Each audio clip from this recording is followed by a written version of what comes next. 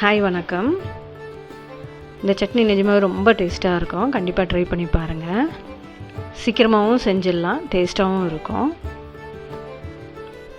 எப்படி செய்கிறதுன்னு இந்த வீடியோவில் பார்க்கலாம். சப்ஸ்கிரைப் பண்ணலன்னா சப்ஸ்கிரைப் பண்ணிக்கோங்க. வீடியோ பிடிச்சிருந்தா கண்டிப்பாக லைக் பண்ணி கமெண்ட் பண்ணுங்கள்.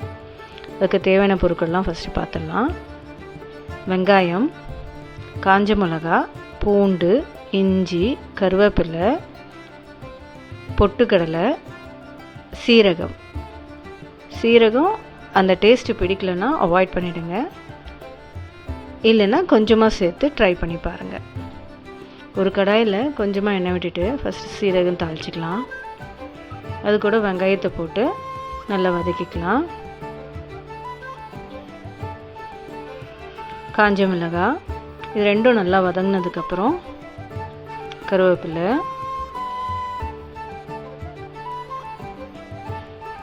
பூண்டு, இஞ்சி இது எல்லாத்தையும் நல்லா கலந்து விட்டுடலாம். இதுவும் நல்லா வதங்கினதுக்கப்புறம் உப்பு, பொட்டுக்கடலை போடும்போது ஸ்டவ் ஆஃப் பண்ணிவிடுங்க. அந்த சூடே போதும் நமக்கு. அதிலே நல்லா கலந்து விட்டுருங்க.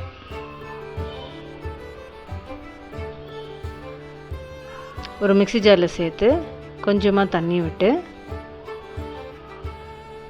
நல்லா அரைச்சி எடுத்துகிட்டு வந்துடலாம்.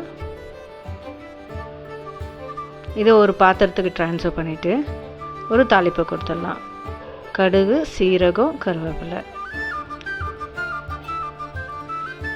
தாளிச்சிட்டு நம்ம தோசைக்கும் இட்லிக்கும் வச்சு சாப்பிட்டா அவ்வளோ டேஸ்ட்டாக இருக்கும். கண்டிப்பாக ட்ரை பண்ணி பார்த்துட்டு எனக்கு கமெண்ட்